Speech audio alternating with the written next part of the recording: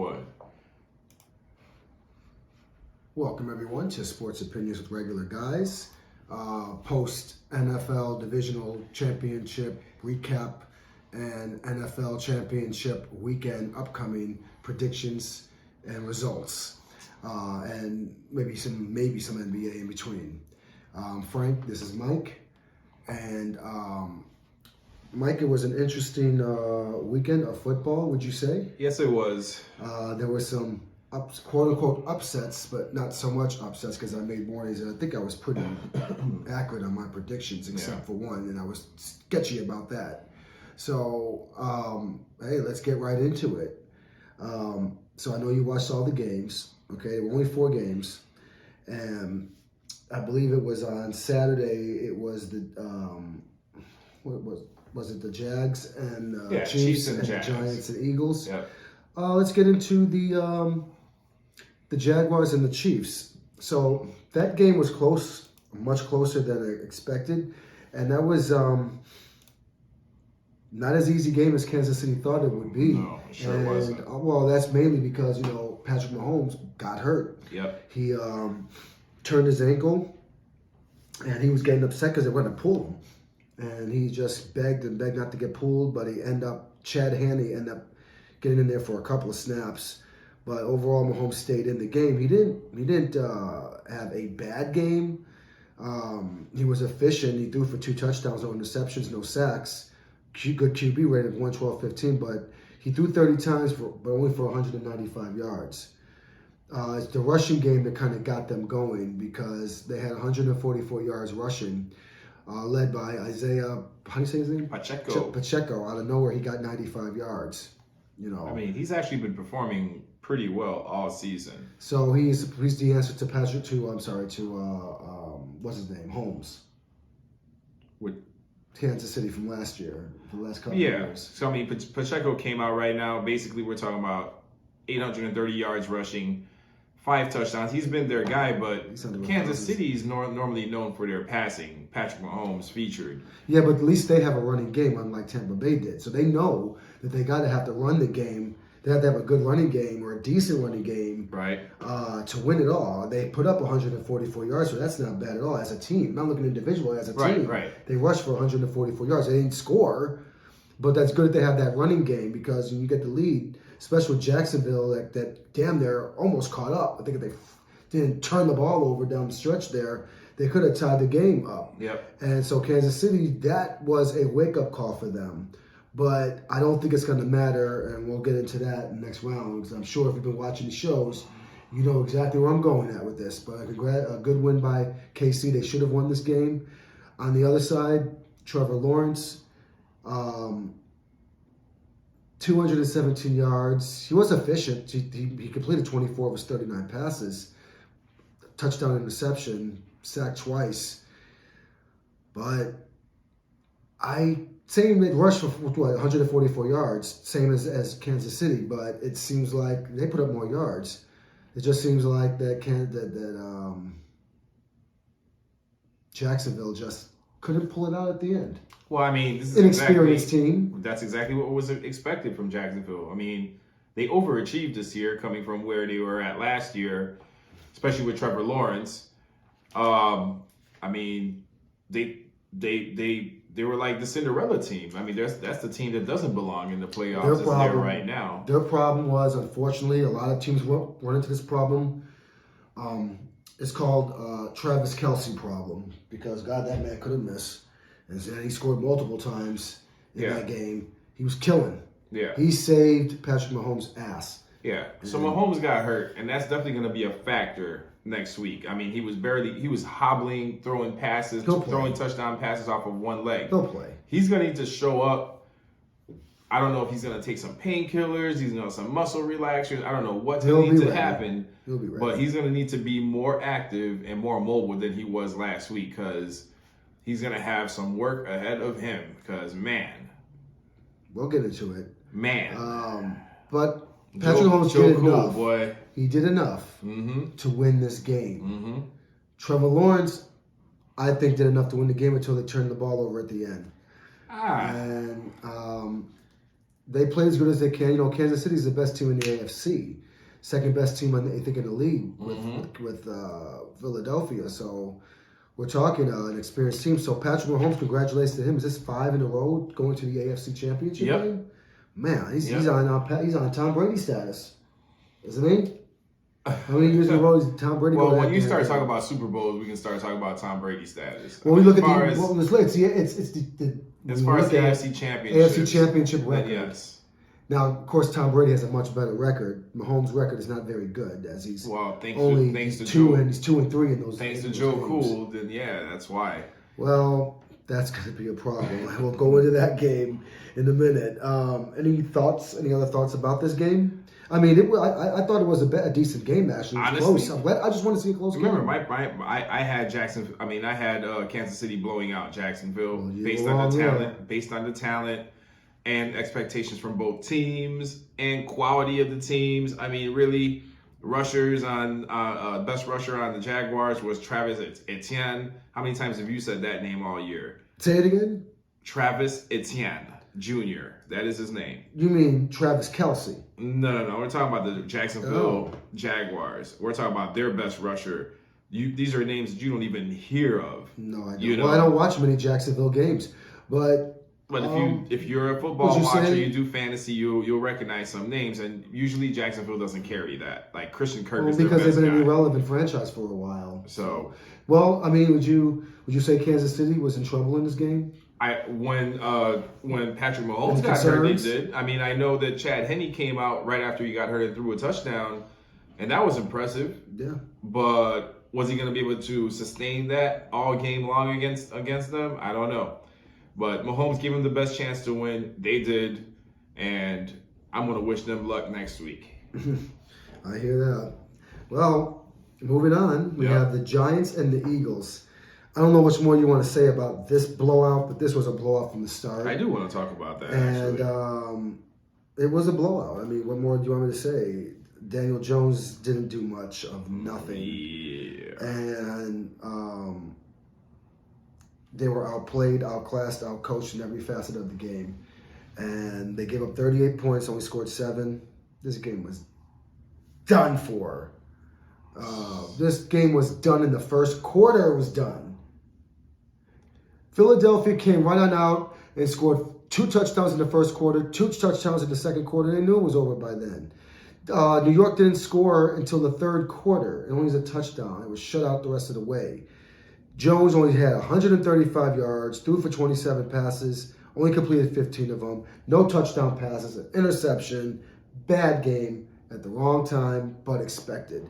They had a good year. I thought that they might be able to pull the upset and try to go back to some of those past Giants teams where when you had Eli, underdog would come out there and just win, come from behind and win, or keep the game close and win at the end. This was over with from the start. And Jalen Hurts, you look at his numbers, he didn't have a particularly great game. He only threw for 154 yards and 2 touchdown passes. What about the rushing? He ran for 34 yards and a touchdown. So yes. So he accounted for 3 scores for that team. He accounted for 3 scores, but Jalen Hurts numbers is what I'm talking about. You know what I mean.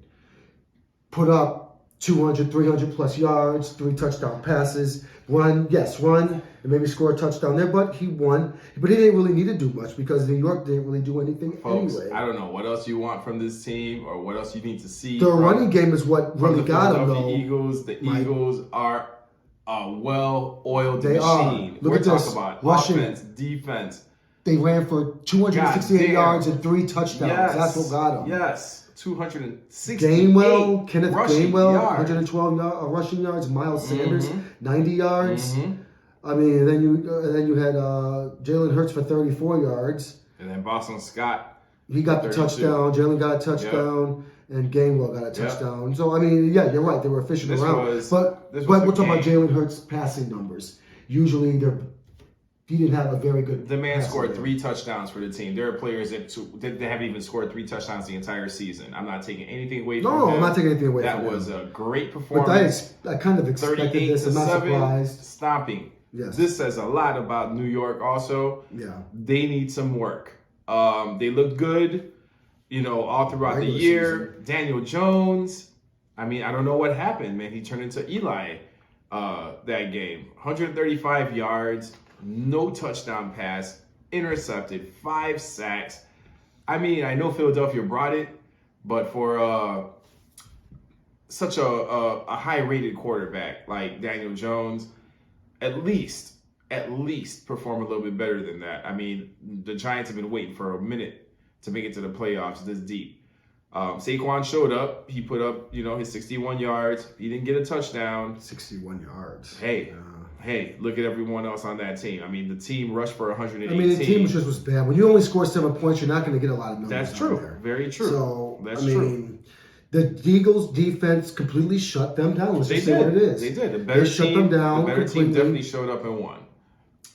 Aaron Jones was pressured all game. He got sacked 5 times for 26 yards lost, and he threw an interception. He's lucky. Daniel Jones. He's lucky he didn't turn the ball over more. Yeah.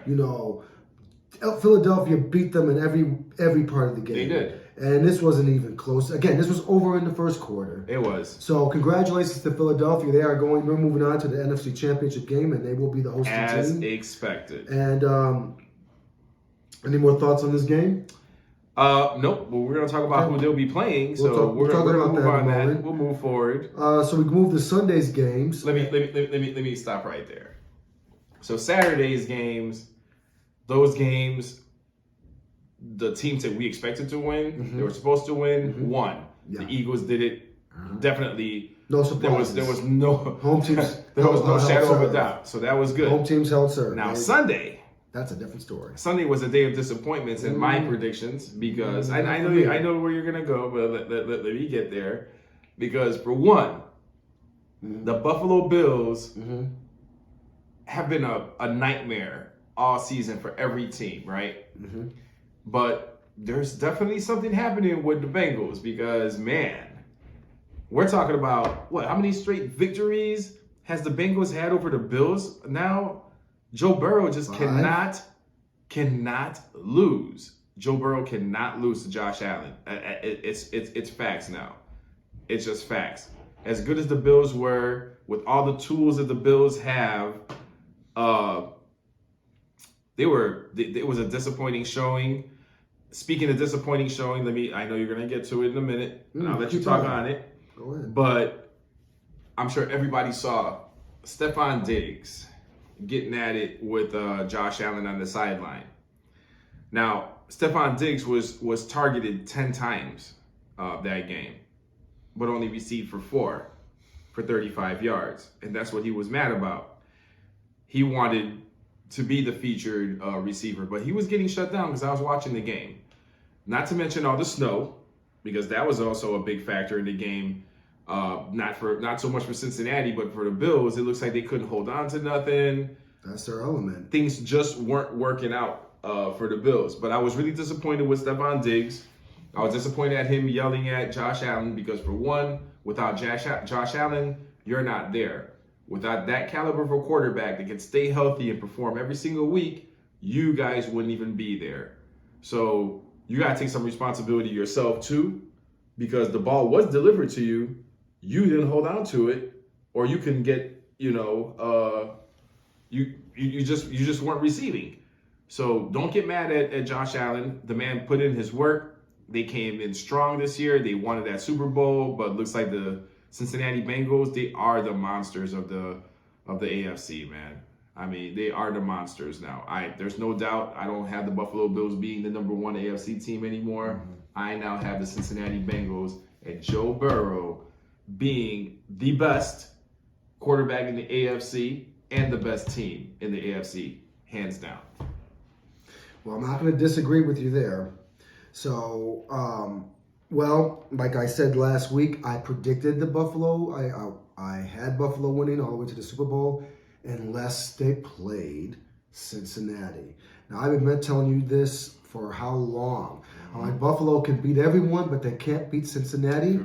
And that's going to hold true in the next round as well, because I'm sure you saw that other stat. What their record is against KC. Yeah. So, put it to you this way, folks. Cincinnati It's a monster. I would take any of the other teams over Cincinnati, possibly, to upset Cincinnati. But as far as them beating the top teams in the AFC, the Bills and the Chiefs, I got Cincinnati beating them both. I had this game, I had a very slight chance that Buffalo was going to pull this out. But I was sitting there watching the game, and no BS, Mike, this game was over with in the first quarter, the first 2 possessions. Burrow came down there, touchdown right immediately. Second possession, touchdown immediately. This was over.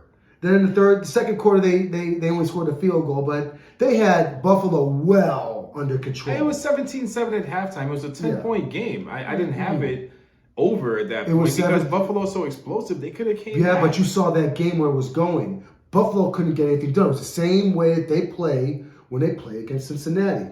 And if that incident, if that not tragic, but unfortunate incident didn't happen a couple of weeks ago on that Monday night game, you would have saw the same thing happened.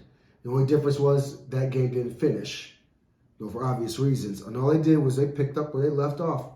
Cincinnati was on their way to scoring before that game stopped. Well, and they just finished the job. They have their number. Overall, they held Buffalo's rushing down to only 63 yards. Yep. We're talking about Devin Singletary that's been killing all season. James Cook was only held to 24 yards. James Cook, 13 Josh yards. Allen had more rushing yards than his own running backs. That's an issue. That's something they're going to definitely need to go on ahead and stock up on. Now, I one more thing I want to point out. Cincinnati Bengals have Joe Burrow right now, and they have him on a rookie contract. Yep.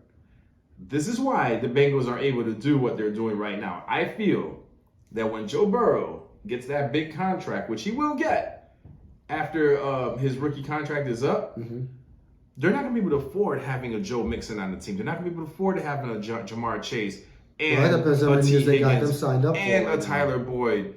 It's just not going to happen, man. That's why they got to punch it through this year. Yes, they do. It has to happen within the next 2 years.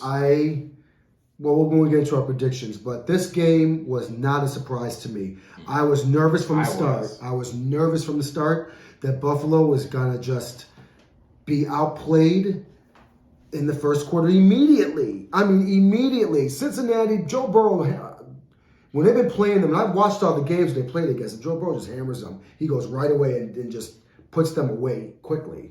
He puts Buffalo away quickly. It's like they have no problem. To struggle against Buffalo. They're one of the best teams in the league. And they have been for the last couple of years. And Cincinnati, just defending AFC champions, by the way, go in there and they just, Buffalo, we don't care about the snow. So what? We get snow.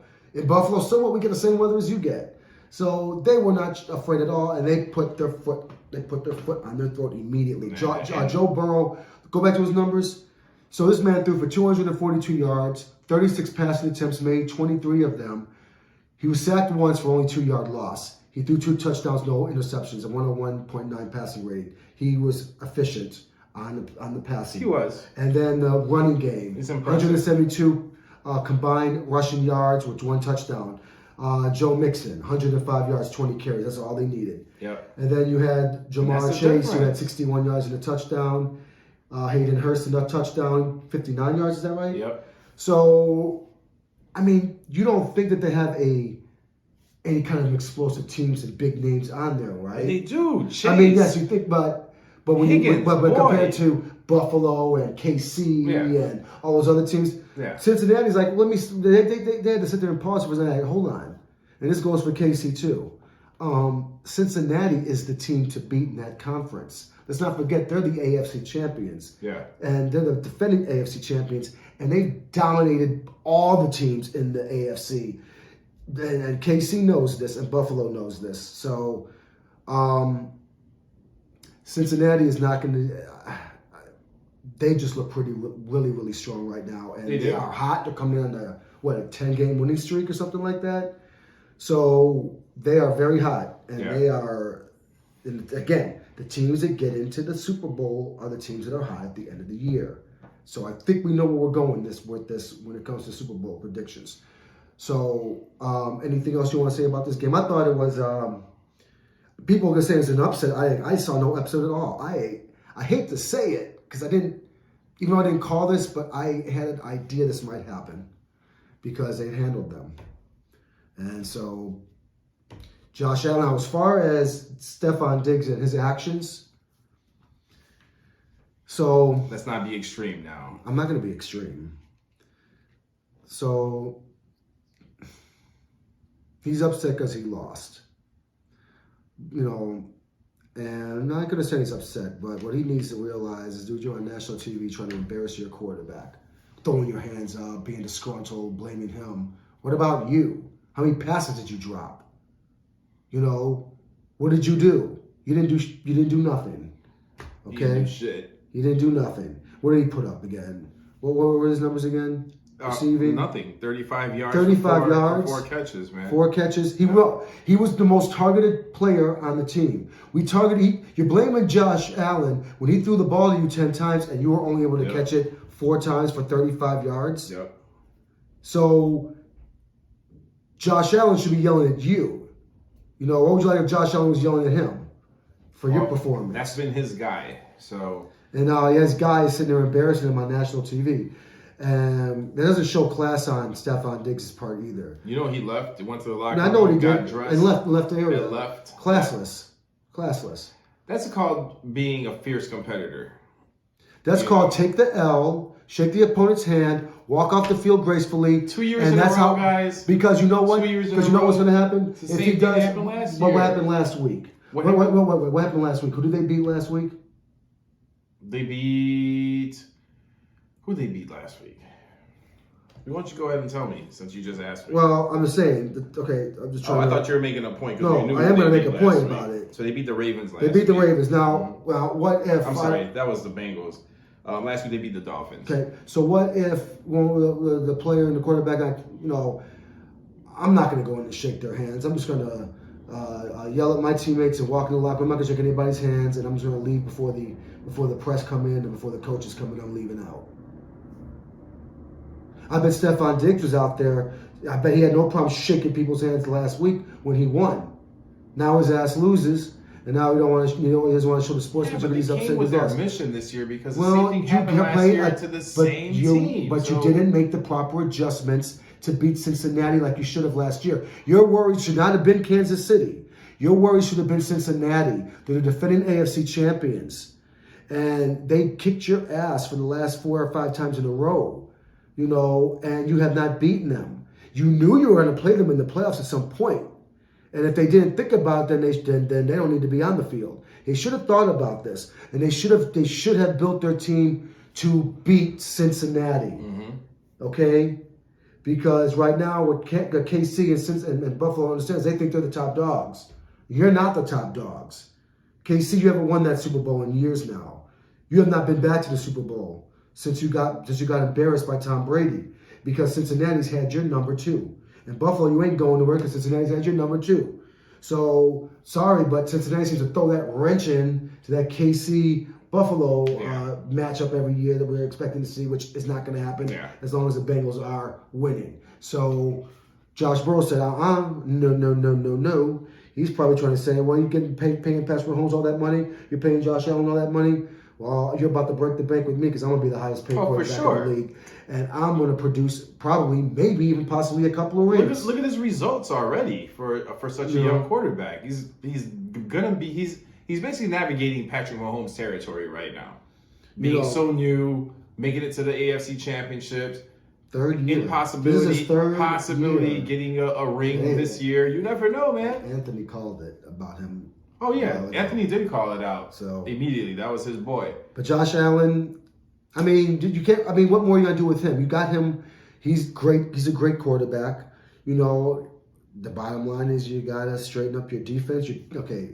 It's not all his fault, Mike. The defense gave up 27 points. They did. So it's not all his fault. Yes, he needed to score more, but you're going to have low-scoring games, and this is when you need your defense to pick up. Their defense disappointed them. They did. 172 yards rushing. 27 points. You only sacked Burrow once. That's unacceptable. Defensively, they did nothing. Yeah. Their defense let them down. The offense carried you most of the way, but we need the defense to pull their plug. I'm not saying you're going to shut Burrow down because they probably weren't going to shut him down, but you're going to limit to him, say maybe 27 points, maybe give up 20 points, and maybe Buffalo would have had a chance. But Cincy's defense is good too, and Cincinnati has lost I think a couple of their linemen, and they still put up this performance. True. So. Congratulations to Cincinnati, but I'm not surprised by them. They're going on to the second straight AFC Championship. So congratulations to them. Buffalo goes home to lick their wounds and figure out what they're going to do next year. And any more thoughts on this one before we go to the main game of last weekend? No. All right. Well, I will go ahead and let you take over this next game because I already said what I need to say about it, but I have no problem going over everything. So we're going to start with, we're going to finish this off with the Dallas Cowboys.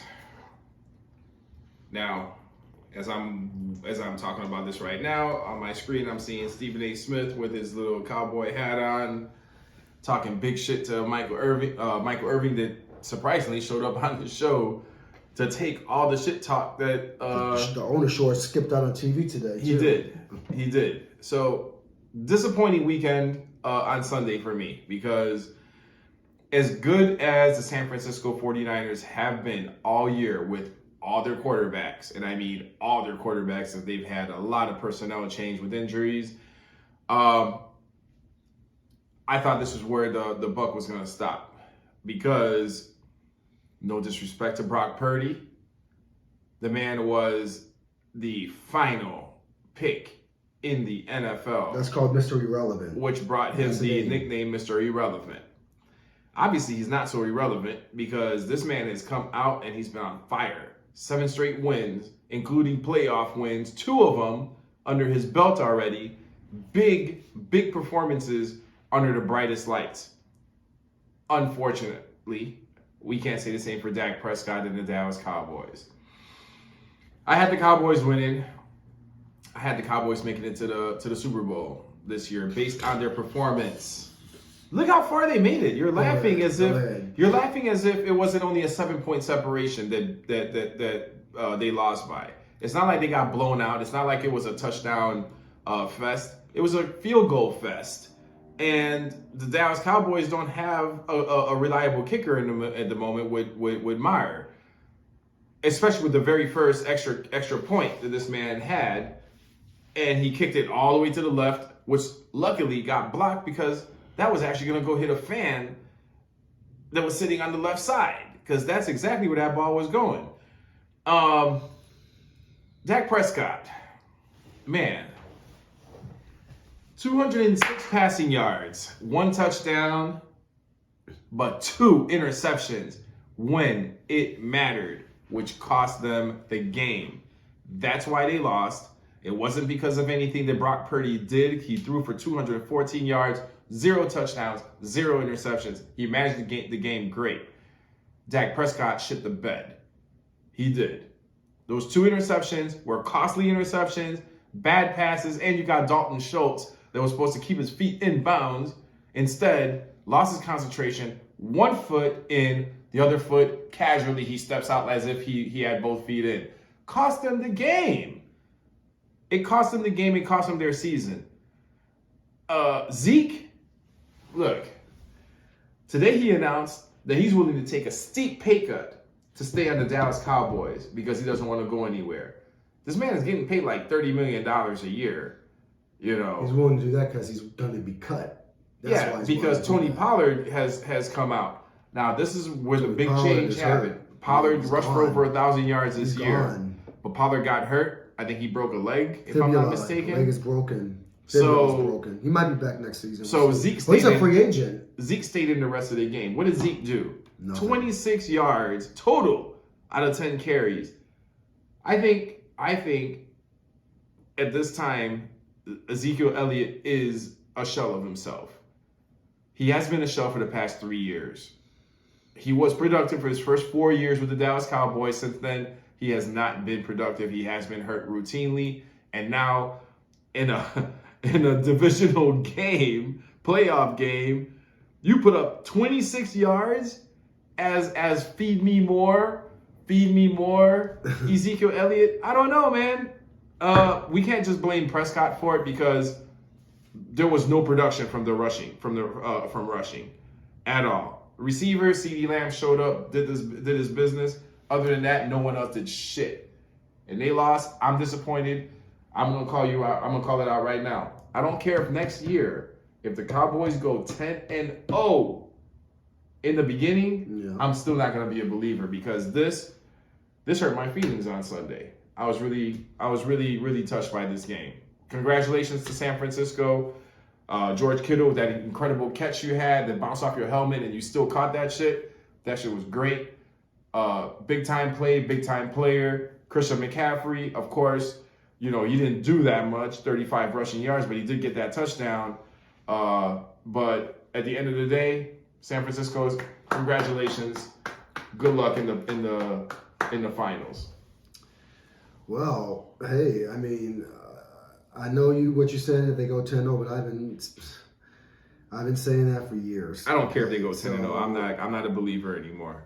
What I would say about this game was it wasn't as high scoring game as I thought it would be. I thought it might be a little bit higher scoring game, but the results the same as I expected. Dallas, even if the kicker made the extra point that he missed again and made the field goal that he missed, that's only 4 points. They still would have lost. So the bottom line was they couldn't cut it. San Francisco's defense is much better. They're the number one defense in the league. They're not. They're ranked. The NFL ranks the Dallas Cowboys as the number one defense in the league. In your mind, you have them as the number one defense. They are technically the best. Statistically, Dallas is the number one defense in the league, ranked. And they lost.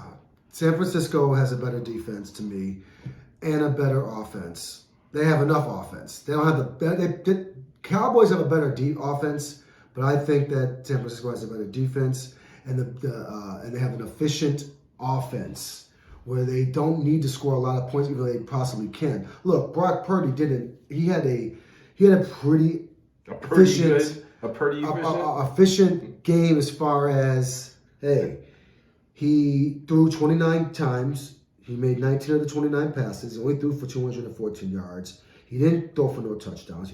Most importantly, he did not turn the ball over. He managed the shit out of the game. Does it remind you of Kyle Orton or even Jimmy Garoppolo? They got those manageable quarterbacks that they're not going to lose you the game. They're not going to lose you the game. They're gonna score when they need to. They're going to get the necessary yards when they need to. Brock Purdy had a pretty efficient game for him. He's the only guy. This guy's a rookie. He has not lost one game yet. I mean, is he having like a magical season? I mean, to start when he did, he's a lucky Cinderella season, man. They call him Mr. Irrelevant. He's a third straight quarterback. He didn't expect to see one lick of time this season. When you had Trey Lance get hurt, then you had Jimmy G get hurt. Now this guy comes out of nowhere. Killing it. And he comes out there and he kills it. And they're rushing. They only ran for 113 yards as a team. Christian McCaffrey didn't really have a very good game. He had a touchdown, but he only ran for 35 yards. Yep. But that's okay. If you want to say a bad game, they had a bad offensive game, that's because the Cowboys have, like you said, they have a decent defense. Yes, they do. So, but San Francisco played well enough to win this game, and we're in for a decent NFC and AFC championship game. They will be. Now, let me get on Dak Prescott and the Cowboys. Please do. So, Dak is the more... what do you call it? Seasoned, experienced quarterback. And more threatening, lights out type of quarterback where he'll throw passes on you. He can put up 400 yards if he needs sometimes. Right. But Dak Prescott is another one. He's another one of those same of those quarterbacks on an organization that's not going anywhere. So I know you may not agree, but at least you hope you do now. They're on the same pedestal as the Minnesota Vikings and the Green Bay Packers as teams that every year is supposed to make it to the Super Bowl. Yeah. And they don't get past the first or second round of the playoffs. And the same damn thing with these quarterbacks. Dak Prescott's another one. If he wants to win a championship, he's going to have to get out of Dallas and go to a championship team that's just all they're missing is a quarterback.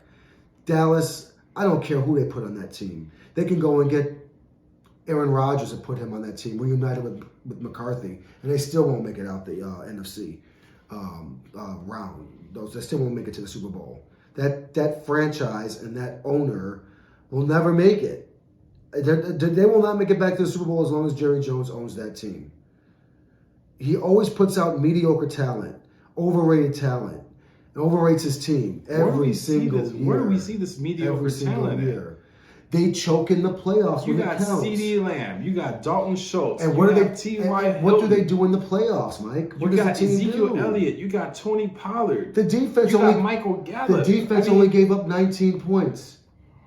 And both those interceptions, would you say, were Dak Prescott's fault? Because he threw it right to the player? Yes. So then what do you do about that? Your quarterback can't cut it in the playoffs. Kirk Cousins can't cut it in the playoffs. Aaron Rodgers can't cut it in the playoffs. Dak is not usually known to throw interceptions. And right now, unfortunately, since he got hurt, he came back. He's been throwing multiple interceptions. Yes, Before that, he wasn't doing that. He throws interceptions when it matters in the playoffs. Look at his playoff record. Look at his playoff performance. I don't care about this. Is what you got to understand. Forget the regular season. When you get into the playoffs, it's one and done. There is no tomorrow. So you can't mess up. You got to be on your A game come playoff time. Okay? And he's never on his A game in the playoffs. Never. And that's why he will never win a championship, because he's always playing against a better team with a better defense that can sniff him out and read him out. And that's why he'll never win. That team is only built for the regular season. They're not built for the playoffs. That coach is past his time of winning the Super Bowl. He ain't never going to win another one. He ain't never going to go to another one. And Jerry Jones is not going to go to another Super Bowl either, as long as he owns a team. His time is done.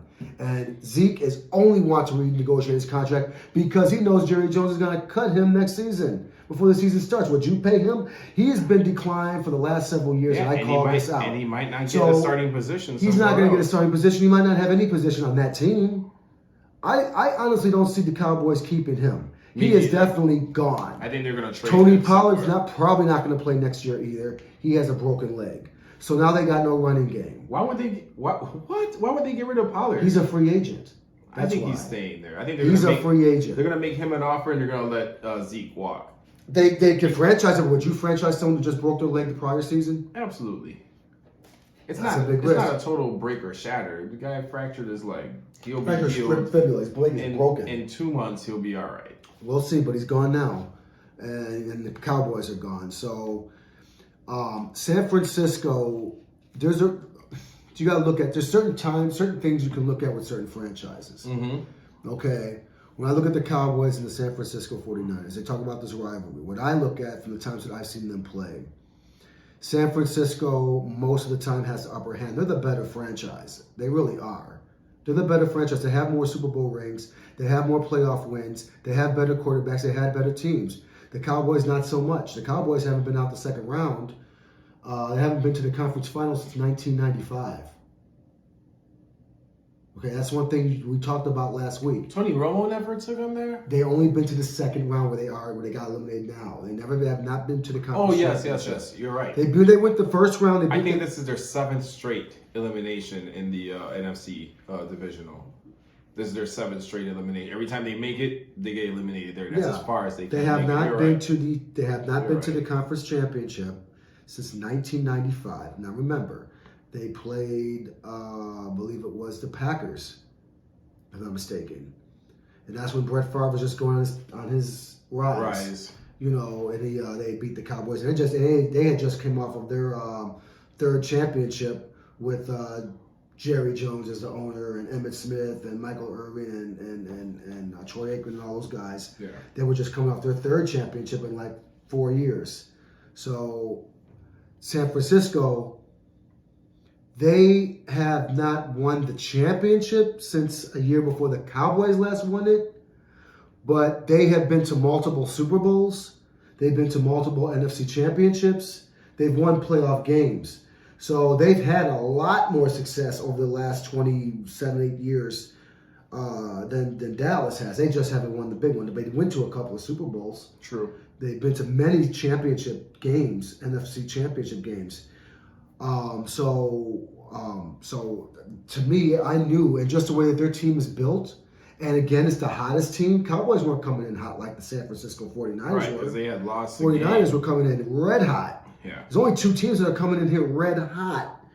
We know what teams they are. San Francisco is one of them, and Cincinnati's the other one. These teams are coming in hot. And when these teams that come in hot are usually the teams that go to the Super Bowl. Like you said, it's not how you start, it's how you finish. You get on this hot streak, and you're in playoff elimination mode, focus mode. That's what San Francisco is. I mean, you can't blame the quarterback. It must be the system. Because Jimmy G was getting the same success from him. I think their mistake was trying to trust with what's his name? Trey Lance. He ain't coming back. I think this guy, Brock Purdy, I think they're keeping him. Yeah.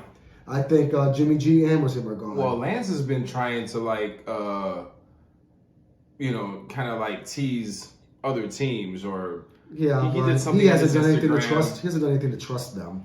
I mean, we'll see. Sometimes somebody will pick him up, I'm sure, but yeah. San Francisco sure will say they have options. He was a top pick. They have options. Now will Jimmy G stay there? We'll see. We'll see.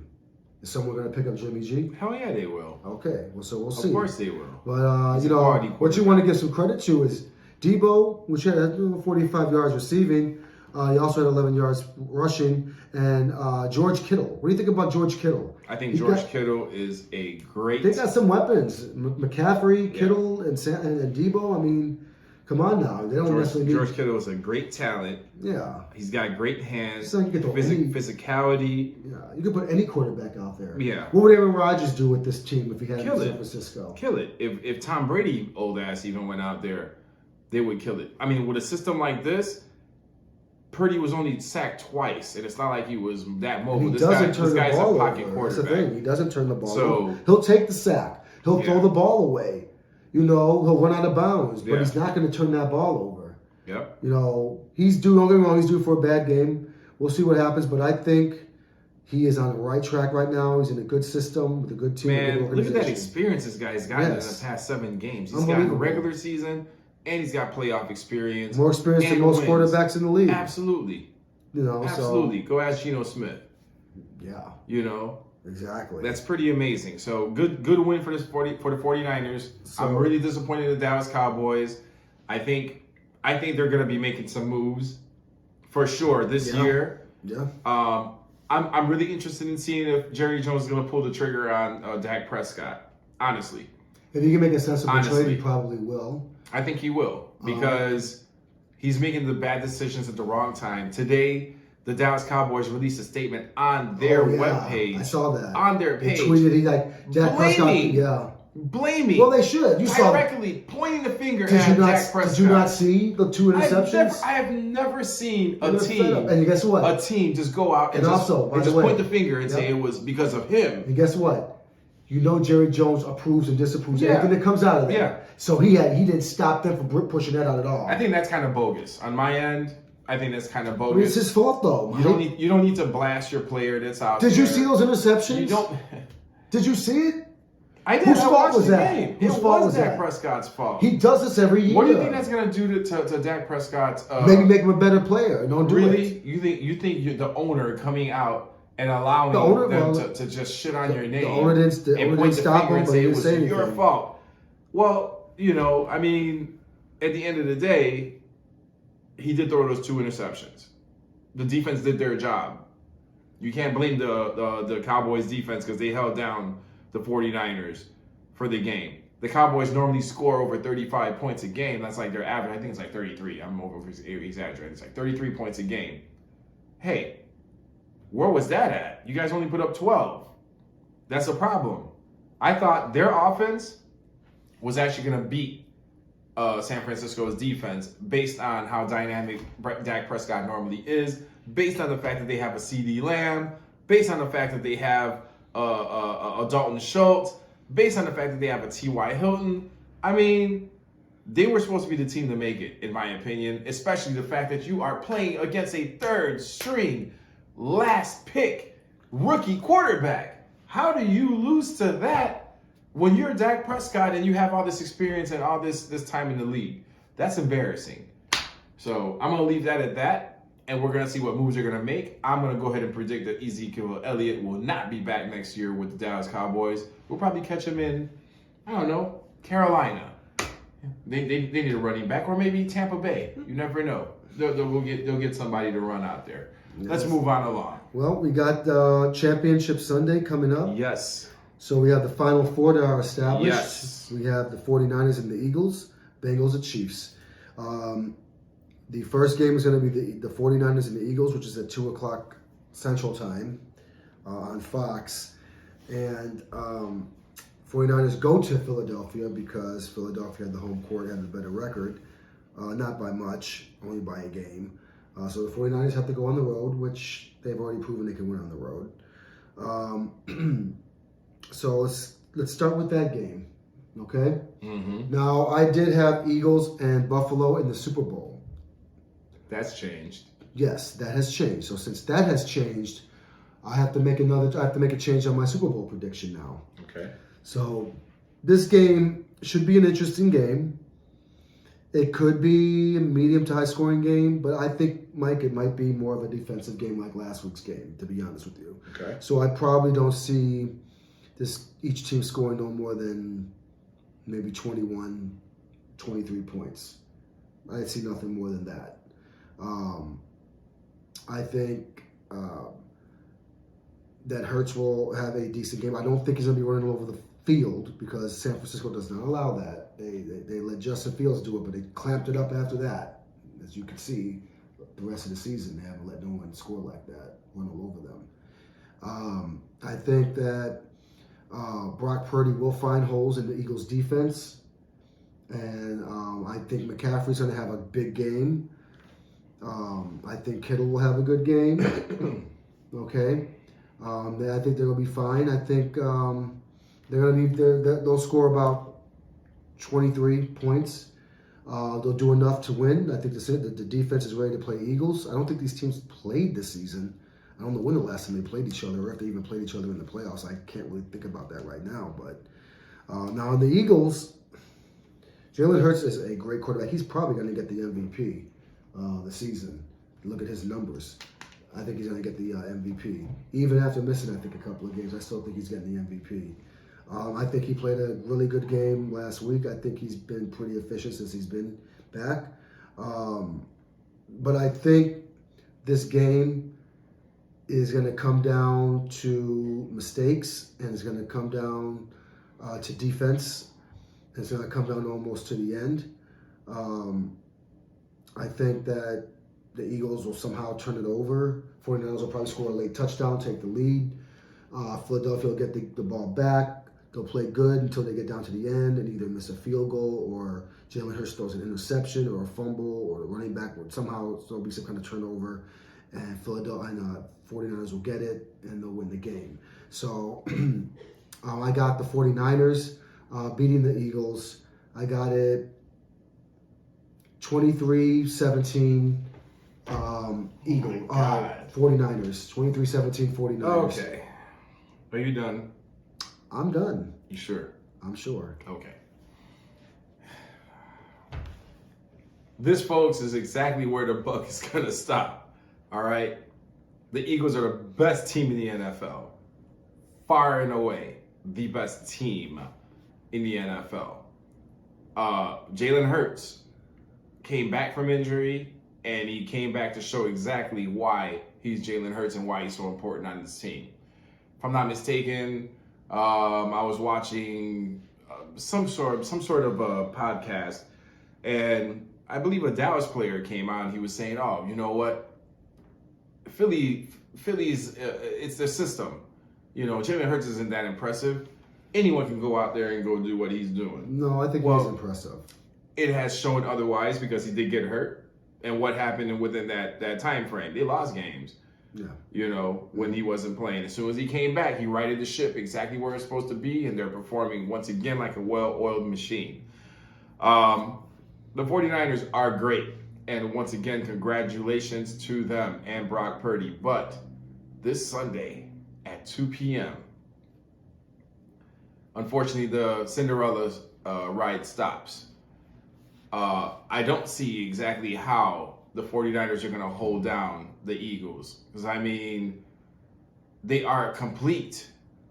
They have receivers. Same They thing have, last week about Dallas. they How's have, Dallas going to stop? They have wide receivers. How's They Dallas have going to stop 49? running backs. They have Dallas going to stop great the defense. Dallas is. The Eagles are going to put it on. They're going to put it on the 49ers. So were the Dallas supposed to put it on the 49ers? At this point in time, and the game is going to be in Philadelphia. It's not going to be in San Francisco. That's going to be another big difference.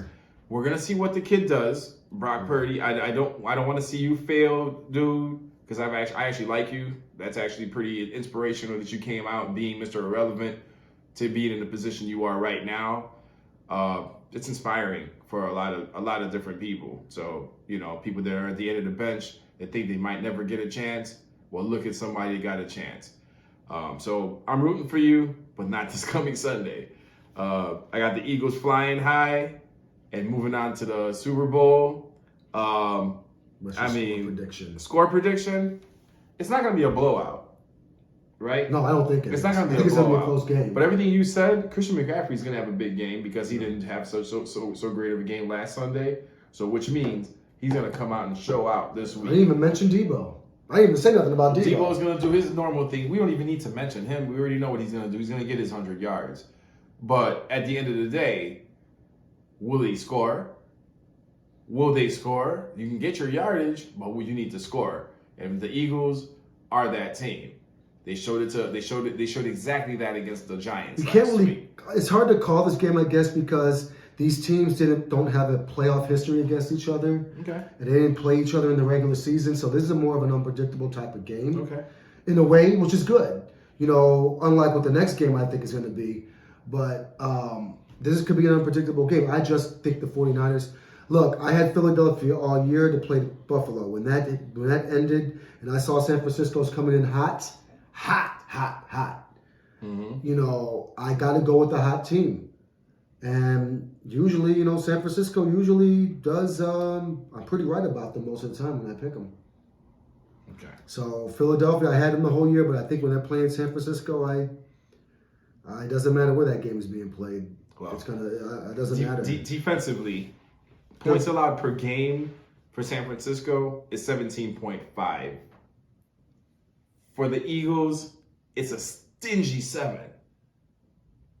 That's gonna put it on you. Oh no, it's not made up. I'm not making it up. Then this is on ESPN. Okay. So it's not something that I just made up. I didn't say you made it up. Because you made that face like you just couldn't believe that. I can't. They're not that good defensively. That is good. 17 points a game is allowed per game. Yes. Compared to a 7, that's a 10.5. No, swing. that's impressive. But this is also impressive too, because in football, when the Bears had good defenses, they were only giving up 16, 15 points a game. They just couldn't score. Mm-hmm. They were only giving up during the Lovie Smith era. The Bears were only giving up 13, 14, 16, 17 points a game. It's what you want to give up. If you have a good offense and you only get up 17 points, but you're scoring 26, that's not bad at all. You're going to win a lot of your games. Your record shows. Right.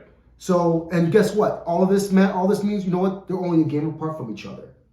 Only one game apart from each other. True. They're the number 2 seed. They're the number 1 seed, but not by much. They didn't play each other. Okay. So that's what I'm saying. This is going to be an impressive game. They didn't play each other. It's a must-watch game. Yes, it's going to be a must-watch. I think this game will probably be possibly more competitive than the next game.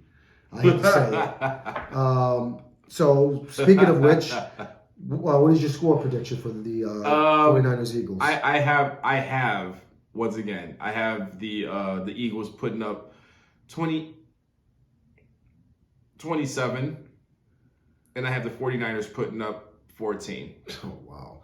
Okay, so you say Brock Purdy's going to have a crappy game. It's not a crappy game. To a defense that only allows 7, you're letting Brock Purdy put up 14 on you. For this team that's allowing 7, didn't the Bears put up 30 on them? Sure they did. In the regular season when Justin Fields ran all over them? What was the Bears' record? It doesn't matter. Oh, okay. But that game mattered. That was what they did to them, how they shredded them up. They were a if good that were true, team. then the Eagles wouldn't be in the position they are right now. I'm just saying they do have games where they give up large yardage, and when you have a good running back that can tear them apart, like a Debo, like a McCaffrey. That's all I'm saying. Moving on to the AFC Championship game, we have the Cincinnati Bengals traveling to Kansas City to play the Kansas City Chiefs. This game is at 5:30 p.m. on Sunday, right after the NFC Championship And I game. can't believe you dare to say that the 49ers-Eagles game is going to be a more competitive game than And I'll the tell you Bengals why. and Chiefs. That's blasphemy. Well, that shouldn't be, because just what we're talking about, the Bills couldn't beat the Bengals. What are they, 5-0 against the Bills? Well, Mr. Burrow is 4-0 against the Chiefs, and has beaten them in the playoffs and the regular season. And this seems to be this was the kryptonite for the Bills. This is also the kryptonite for the Chiefs. I said, and if the Chiefs or the Bills are going to get to the Super Bowl, they can get there as long as they do not play Cincinnati.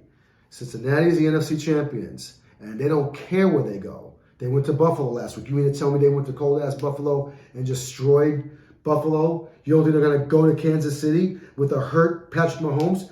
You know, Patrick Mahomes, we know, bad offensive line. He plays bad.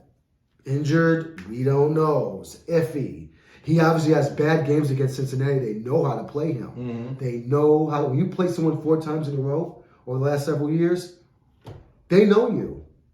And you still can't beat them. Yeah, you know the style, So, you know the team. So I don't see anything different happening here. I got the Bengals taking out the Chiefs, and I hate to say it, and people may not like this, but I had the same thing happening, how they dominated that game last week in Buffalo. I see the same thing happening in this game. They're going to score quickly. Mahomes is not going to get off to a great start right away. They might put up a little bit more points than Buffalo showed, but I think it's going to be not a close game. And I'm calling it 35-17 Bengals. Burrow's going to have a hell of a game. Chase is going to have a hell of a game. They're going to run all over them. And I think Mahomes is going to have not a very good game. I think he might throw some picks. He might get sacked. That ankle's not feeling 100%. That defense is going to let them down. Is going to give up a lot of yards to Burrow. He knows how to play that defense. He shreds them up all the time. So I don't care what those statistics mean. That means nothing in the playoffs, and you know this. So I mean, you could look at those all you want. That they score only 3 points less than Kansas City, but that doesn't matter, because who says Kansas City's going to put 30 on Cincinnati? We know that Cincinnati could definitely put up 30 on KC. So wait, are you just trying to tell me right now, so you can be right, that averages and numbers are false? Playoffs are different. Okay. And this is what I'm trying to tell you against teams. Again, this is one and done. We know Cincinnati can put up 29 on KC's defense. Mm-hmm. They can put up 30. Mm-hmm. They can put up 35. Mm-hmm. We know this. But we also know KC can put up 30 on. They can put up 30. They They can put up 30 on anybody, but they can't do it against Cincinnati. They haven't shown they can. Okay. They haven't shown they can. And Patrick Mahomes has never beaten Joe Burrow. Yet. He hasn't beaten him yet. Yet. In the important times. Okay. Playoffs. That's what it matters. So I guess we're gonna differ on that. So that's what I got. You go right in and speak, sir. So I normally would go with the Kansas City Chiefs, right? Mm-hmm. I need to see Patrick Mahomes running around or in practice. I need to see how he's handling that leg. If he's hobbling on that leg, definitely Cincinnati's kicking that ass.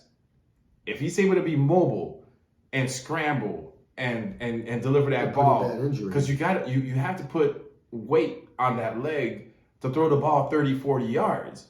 You know what I'm saying? You're going to put stress on it.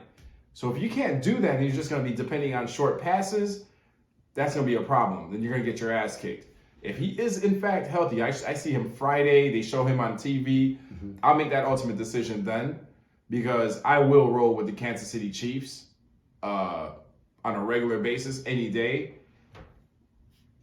I'm just not sure if Cincinnati is already that team that's going to be making it to the Super Bowl. You know, again, the season now. I mean, that's the defending AFC champions. That's crazy. That's crazy for this team. It will be a competitive game. I don't see how this is not going to be a competitive game. What do you think the score will be? It's going to be a high scoring game. I don't think it's going to be very defensive. If Mahomes is healthy, Kansas City's going to edge them out 34-27. They'll win by a touchdown. Okay. If Mahomes is hobbled, Yeah. Cincinnati's going to win 34-21 if they're lucky to get 21 up. That's all I got to say, because they're going to be coming after Mahomes. If he can't run and scramble away, he's in trouble. And then automatically it's going to be Cincinnati's advantage. I think we're going to see a repeat of when Mahomes played Tom Brady in the Super Bowl a few years ago when he got just completely embarrassed. destroyed. Not embarrassed, but just completely dominated by the defense. Yeah. So that's what we got, our predictions. Mike has KC. I have the Bengals in the AFC. Yeah. I have I have San Francisco 49ers in the NFC. Mike has the Eagles in the NFC. So we actually have a disagreement on who's going to go to the Super Bowl. So I don't know how you go against the Eagles. Now, I'm sorry. That's what I want to talk about next before we finish this up. Yeah. Is I want to hear your opinion because I don't really care. Aaron Rodgers said he's willing to rework his deal, I guess, to get better players for him. That's what he's saying now. He will. Saying now. It's about $60 million you're going to be due. And you're saying you're going to rework that deal? How much of that $60 million are you trying to, shut off of your contract for next season? Here we go. Let me go at this real quick. Aaron Rodgers. Aaron Rodgers, every year after the season, when he has his early exit, he has to mull his future, think about it. Should I play? Should I not play? Who wants me? How bad do they want me? How bad is this organization going to bend backwards to have my services and have my name attached to the team? Because that's basically what it is. Any team he plays for is going to be a draw. Their ticket price is going to go up. Merchandise is going to go up. He is a draw. It is what it is. I don't care how old he is. But the whole idea that he might walk away from a $59 million guaranteed paycheck next year is absurd. I'm sure if they decide to trade him, someone will pick him up and they will pay him that money because you know what he's going to bring to the table. But at the end of the day, dude, make up your mind. You got $59 million waiting for you. I think the smartest thing, and I've been saying this since the season started, was the horrible contract that they gave him. That he demanded, that let Devontae Adams walk and let a lot of other pieces go away. Scantling, you lost a lot of weapons. So I think after this season, he noticed, even with mediocre talent, I was still able to, last game of the season, almost compete to make it to the playoffs, even though I had a garbage-ass team. Because that's exactly what it was. I mean, who did he have on the team? It was a whole bunch of no-namers that he made some, like Christian Watson, a household name, or the name that you hear on ESPN every night because he was performing. So he's saying that he wants to rework his contract in order to make the team better. To answer your question, if I'm Mr. Rodgers, that's been talking about how he has generational wealth and how much money he makes off of deals and commercials and so on and so forth. Look, that $59 million, if I'm you, I think you can survive on $25 million a year. I would take a nice little pay cut so you can add some receivers or a lineman to protect you because you need it. Had you had better protection and more experienced receivers on your squad, I think you would have beat the Detroit Lions and you guys would have been in the playoffs. How far you would have gone, I don't know. But you had a hot streak. Like you said, the teams that are the hottest usually make the playoffs and make it deep. No one was hotter than, the Packers were pretty hot. The 49ers were hotter. The 49ers were hot. That's why I corrected that. I already knew you were going to jump into that. But they were a hot team. Detroit was hotter. No. Yes, they were. No. What made they win in a row? They won 8 out of 9 games. So, come on. Either way. They finished with a better record than Green Bay, by the way. I actually watched something on TV today that was talking about some of the best destinations for Rodgers to go to. And they had the Titans, they had the 49ers, they had the Denver Broncos, the Jets. You know what most of those teams are? And the Colts. You know what most of those teams are? What? With the exception of the 49ers? What? They're AFC teams. Yes. I think there was a thing on there that I was hearing too, that the Packers, they're going to trade him. They want to trade him to an AFC team. Yeah, they don't want to deal with that NFC. Problem. Why would you want to deal with that problem? AFC to the other conference that they're not going to see unless it's in the Super Bowl or every 4 years. Right. So, hey. That's what they want to do. I mean... But if I was him and he stays with the they're going to pull up Brett Favre. Packers, you know what they did with Brett Favre? He sent his ass to the Jets, to the opposite conference. We don't even play you. Yeah. You know. He still found his way to Minnesota to yes, kick their ass. He sure did. Because I'm sure that's all he had on his mind is I got to find me a team. And that because the Jets traded him the next year later. They didn't have any control. Yeah. And so, something could happen this way too. But I don't know. This is the same as Aaron Rodgers. I keep saying this. I'll say it again. He's not going anywhere. He's just doing all this. He's going to play next season. I don't think he's going to redo his contract.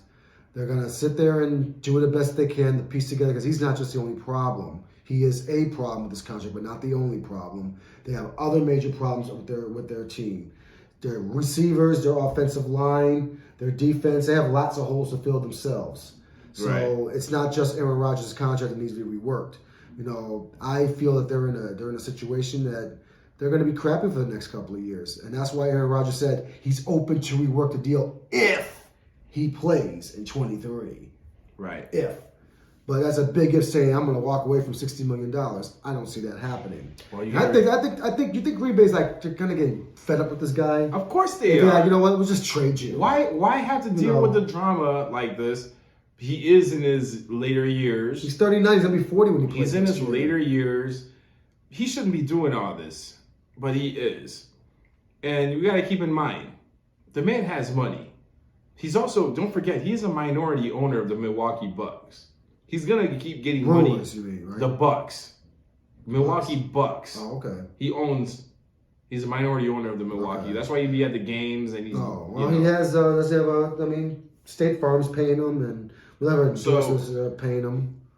He has, I don't know. He can take that pay cut, make the team better, and be better. Why go somewhere else? You've been there your entire career. They went up to bend over backwards to pay you to keep you there. Why are you shopping around? Do you think secretly he just wants to play somewhere else? I think he does. I think he does too, but he just doesn't want to offend Green Bay because they know they'll burn his jerseys.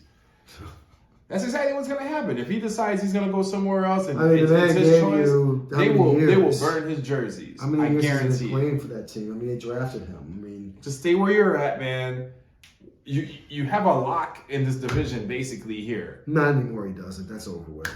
He didn't win the division this past season. He ain't going to win it next season either. Too many changes are being made. That division's getting better. And they're not. And yet he still kicked the Bears' ass twice. Well, the worst Even though you said that wasn't going to happen anymore either, right? No, I said after this season. Oh, now it's after this season. That's why I look back. Okay. So, all right. Well, we will see. Hopefully the Bears do make a big improvement next year. They can't get worse. They can't get worse. They got to get better. We need to see them competing. I'd rather see them competing than seeing the Detroit Lions or the Minnesota Vikings once again making it there with that Cinderella-ass season they had this year. I'm hoping to see some changes next year. But before that even comes around, next week, I'm going to be watching these games. Must watch Sunday. So I'm not doing nothing. I'm ordering pizza and I'm watching. We're going to decide who is going to be in the Super Bowl. Yep. I can't wait. Because after this week, there is no football for 2 weeks. Nope. And then we're going to be in basketball mode. Unless you're going to watch the Pro Bowl flag football game. I'm not watching that shit. It's a waste of time. That's ridiculous. It's a waste of time. From what it used to be to what it is now, I'm not wasting my time with it. They're trying to enhance it and make it better, but they make it worse. I'm not wasting my time. So... it doesn't count anyway. With that being said, did you want to talk about anything else football related at all? No, I'm good. Okay. I think we finished everything we needed to finish. Yeah. So I'm going to keep this short. Well, first of all, the Bulls I always want to talk about the Bulls first before I get to anyone else. The Bulls have improved. I know you're not a big fan of where they're at, but we have moved into the 10th spot. We're 22-25. We're 3 games under 500. When we were 8 or 9 games under 500, we were saying that we would never get to halfway point to 500. I feel that by the time the All-Star game comes around, we will definitely be in the 6th or 7th spot. I don't see why that wouldn't happen, especially with a lot of collapses that are happening in the league with the Atlanta Hawks. The Knicks were doing good, and for whatever reason, they went on this losing streak. The Cavaliers are no longer anywhere near the first place. That is solely still held by the Boston Celtics. I didn't realize they're 4-6 in the last 10. Yeah. So Bulls are doing good. DeRozan came back and won right away. Today they lost to the Pacers, which was sad, but they're only a game behind the Pacers. So I don't see why we can't make it to the top 7. We are in the top 10 right now. We are moving on up, and I'm okay with that. The second thing I wanted to mention before you get your take at any of this here is the LA Lakers. The LA Lakers made a move. They got Ryu Hachimura. He used to play for the Washington Wizards for the past 4 or 5 years. Russell Westbrook has been playing with him or had played with him. He literally calls Russell Westbrook master because Russell Westbrook developed his game while he was in Washington. So I felt that they brought him over there to be a good compliment to Russell Westbrook, to have someone that he works well with. And 2, Ryu Hachimura brings you a 3-point shot, brings you size, and brings you defense.